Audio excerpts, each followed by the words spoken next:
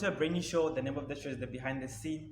I'm your boy. I go by the name of THATO, aka PJSMOKESA. And today we have one of the most powerful women, one of the brilliant, one of the activists, and her name is Quanita Booley. Welcome to our show. And how are you?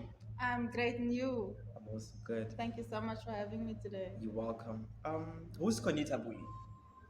Quanita Booley is a teenage version of a revolutionary in today's world. She is somebody who believes in the liberation of our people, and I stem from cannabis activism, but I feel like at this point in my life, it's morphing into more human rights because these topics have a very common denominator psychologically. So I'm here to contribute my very strong voice. Thank you so much for acknowledging me in those wonderful words. And I am a conduit of information. Interesting.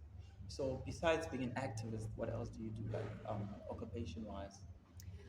So I actually did come out of actually a very difficult experience. Yeah. But a lesson it was. I ran a social club in Observatory, which is a harm reduction site, and a new age idea, if you will, in the cannabis supply chain. Yeah. I also consult. I'm a cannabis consultant, so I'm very well versed on the political sphere around the movements of cannabis, and then also business development. Yeah. So those are the things that I'm focused in on now, and who knows what gets birthed and what the next interview, says I do. Yeah. Speaking of social club, 2 weeks ago, what happened to Timothy, right? So I just want to understand what's your take on that? How he got arrested, and then the arrest was like an unlawful arrest. What's your take on all of what happened that day? I feel like that arrest it's a very common occurrence in our community. We have no protection around these new businesses being formed because they live in the gray area. So there are many different models that survive in the cannabis supply chain where the exchange of cannabis is accepted. There's the medical model, which is a little bit out of reach for previously disadvantaged communities, and so I stand in the capacity to lobby for that. I also chair a council called the Cannabis Community Council. Sorry, I missed the first part in the introduction, but so this is what the council does. It facilitates marginalized communities to be engaged into the supply chain, for youth to be included, because we are developing a new industry. And so we must educate our youth so that they have the knowledge and the skills and the levers they need to propel through this. We can't forget them. They are our next leaders. And then just the inclusion of marginalized communities. So coming back to Timothy's case, it was a unlawful arrest. Yeah, straight up. There are certain elements in which these clubs are able to survive. Being creative in the gray area of the running of these businesses, because cannabis sale is still illegal. And so you have to navigate around these spaces for your business to survive. So Timothy's done that. And so when these police officers came in, the way that they presented themselves was not according to how raids that they conducted should have taken place. For instance, utilizing the excuse of looking for a gun. They're not searching for the gun. Arresting the activist. Because he's an activist. He's standing there civilly disobediently. And he has maneuvered through the supply chain to be able to stand up and say, okay, in this case, you cannot arrest me. And it's unfortunate that that happened to him, because it strips him of resources. He got arrested. He was abused while he was in the space. Straight up. And these are things that, our soft community, we don't need that kind of treatment. It's wrong. Exactly. So in a nutshell, I believe that justice will be served as time, progresses. I feel like the effort of us not taking action at high level through legal levers is going to continue to allow these people to believe that they can walk through our doors and steal our livelihoods. Stay there. Which is wrong. It's absolutely wrong, and it's a red tape that needs to be discussed and will be discussed as long as I'm alive. When did you open your shop? I heard you speaking about your shop in Ops. When did you open it? So I opened on the 14th of October, and it was a blessed journey. Lots of learning curves, and also noting how society responds to these cannabis initiations. Running a business in the space is very different to being an activist in the space. So that was quite an interesting observation for me. But it did give me an opportunity to leverage direct communication with society. So the members that would walk into the club, they have their own experiences, and I've learned a lot. So it was opened on the 14th of October and then closed on the 3rd of June. Interesting.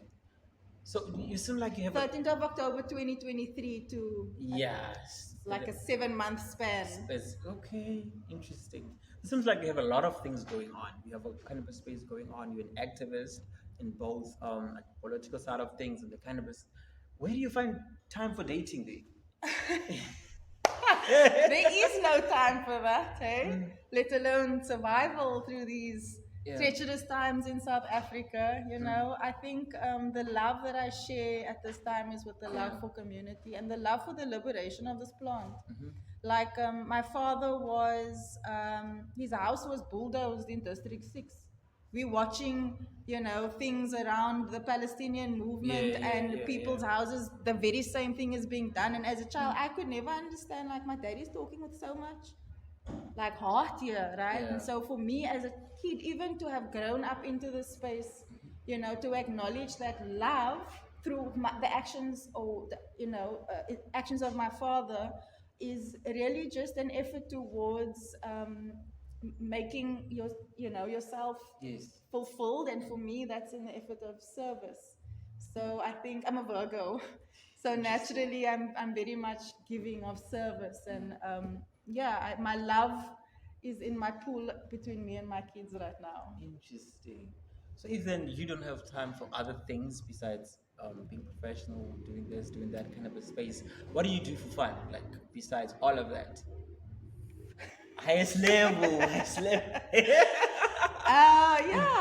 We unwind our mind. It is a very busy thing up here. There's a lot happening. I'm involved in a lot of different discussions. I believe I can't call myself an activist if I can't talk on most of the topics. Exactly. It's so boring. My time is spent a lot in research. Conductively so. In community, I try to attend events as much as I can, as much as life allows me to. And I do try to involve myself in every aspect. So I think I'm a busy girl. I think that it's good. I need to encourage, I believe to encourage our youth to be busy as well. We can't just have a handful of activists moving through the space and then just only us holding the space. Like there needs to be accountability taught so that the baton can be handed down to, and we can trust the message that they will run the race with. Not so long ago, President Ramaphosa, right, signed the bill, the Cannabis Private Purpose Bill, right? So which in a way, some of the people who were arrested for cannabis long ago, right? So their criminal record were supposed to be erased or cancelled. So what's your take on that? On knowing that people were selling that illegally by then, but then now they're out?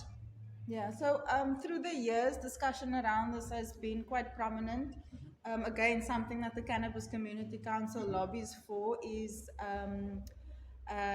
to stop all of the arrests that are still happening and to wipe all of the cannabis arrests from previous years. However, through discussion, there's been some concern around the previous arrests also maybe having man drugs attached to it and cocaine, and so they're only really looking into expungement of records for cannabis cases that are only cannabis cases. So this is a discussion that has basically been parked. Not any elaboration further into this. Yes. And it's good that you're reminding me so that, Straight up. because I also need reminders. I'm knowledgeable, but that's the purpose of networking and talking to people as an activist, is like you will refresh the memory of, you know what, the system in that capacity is not working and is not being focused on.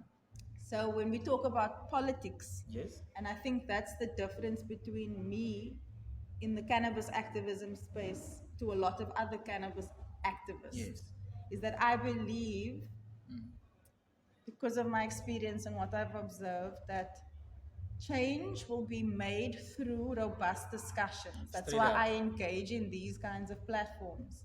And at governmental level, there's a lot of pull power, regardless of what political entity backs it. Yes. The fact that something is highlighted and made important to speak about at parliamentary level is very important, because that's going to stimulate very productive progression. So what's happening is a lot of stakeholders in the cannabis space, cannabis experts, are contributing to reports. There's a report in Durban, there's a report in Johannesburg. Cannabis, yes. Cape Town, it was called Can Plan. I can talk about Can Plan because I was a stakeholder in the capacity of the chairwoman of the council. And then, of course, me highlighting women inclusion, marginalized communities, opportunities to be granted to them, and youth. So these are the things that, it's important to keep momentum on. But yeah, there's not enough said yet about that, but that definitely is on the agenda. But this politician also child from the cannabis space or the drug space in a way, abstract to the people who may be making money out of it, especially as an individual or as a private sector. So, but then why would they be so harsh on the individual when they child from it? Because look at the bill that Ramaphosa signed recently. Also the laws there, they're oppressing people who are in that industry in a way, because you can't sell a certain quantity, you can't do this, you can't do that. You can't sell. You see now what I'm talking about. Can't sell at all. Sale is illegal. But they chow from that. So just think of it this way. I say at the end of the year, between now that the rest happened. Yeah. So come towards end of the year, precincts start looking for quotas. Yes. I've been preaching this for years. They look for quotas at the end of the year. November, December are the highest rates of arrests I've seen and personally observed in the Western Cape for cannabis arrests, because it's easy arrests. But now what the snag is that it's no longer in our private capacity. Right? We are able to consume in a private space, that's legal, and we are able to cultivate in a private space, also legal. But we can't sell it. So how are we generating an economy? You're not. Exactly. So I believe that the route to liberation, the crux of it all, is to legalize on a recreational scale, which opens up the opportunity for sale. That's the only reason. We must come away from this idea of recreational means reckless. Recreation just means leisure.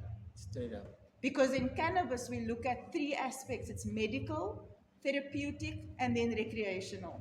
So that goes back to the medical dispensary, the cannabis dispensary, right?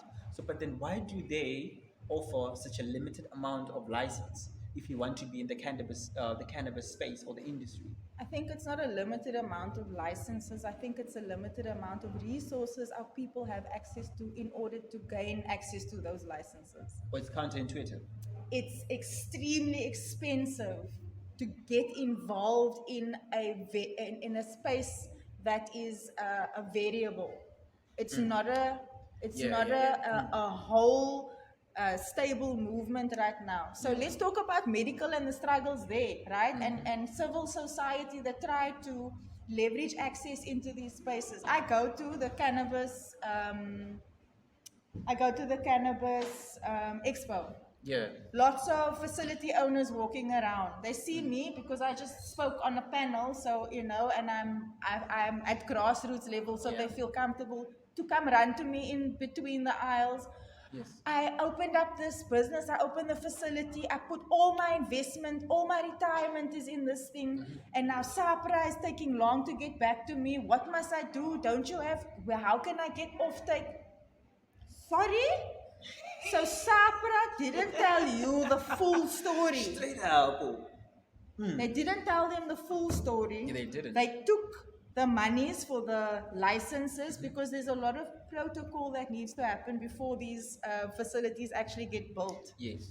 And SAPRA has involved themselves in the compliance element of it. So in order to export, to have access to any market on an international scale, it's EU GMP, which is European standard of good manufacturing standard. And so the facilities must be equipped in those ways. So people are putting their life savings down because on one end government is saying it's worth so much. So they come and they put the money in thinking it's this new lucrative opportunity, and then they lose the investment because there's no offtake. Yeah.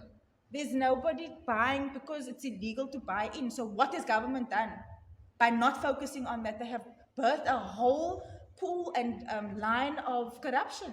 Because now where must these facilities give? My thing is I'm not against the medical market. I'm just against how the medical market has been taken advantage of. Yes. Straight up.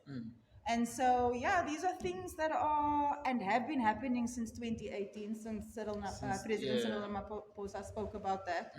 And I've just been, it's tiring to sit and just watch this thing unfold and people losing their livelihoods and opportunity. Over nothing, Exactly. The most misconceptions that people are having in terms of the cannabis on its own, right? Because a lot of people, when you start mentioning cannabis, anyway, cannabis is marijuana, right? Some they call it Zolo, Bachi, whatever. So, because one can think, okay, cannabis is illegal. Now they start smoking on the street, going all over. So what are the misconceptions that people are not understanding about it, or they just not paying attention with cannabis? What is cannabis? What does it do? And what can it help you? And what kind of the medical disease it can heal? So cannabis, and I speak in my journey with mental illnesses. I was diagnosed in 2016 with clinical depression. And so in that context, that is my medical journey with cannabis. It's really helped bring a better quality of life. And it really has overall benefits. So cannabis is received by the endocannabinoid system, which is and has been left out of medical journals for like more than 100 years. So what doctors know today is very minimal in the capacity of how the body works with and receives the cannabis. So that's one misconception around any cannabis use is wrong. Because I believe, and I'm at grassroots level, and I'm looking in at these kids who are drowning in drug use. And I always say, you know what, the dacha is the only thing through this whole thing that they are using that is keeping them probably alive. Because it's working with this endocannabinoid system, which in turn is in respect with every disease that our body faces. The endocannabinoid system has a role in that. So if you want to talk about scientific cannabis, I can most certainly argue that cannabis at any place of its ingestion is and can be held to medicinal. And then, the other misconception around cannabis is that it is just like alcohol. No, it is not like alcohol.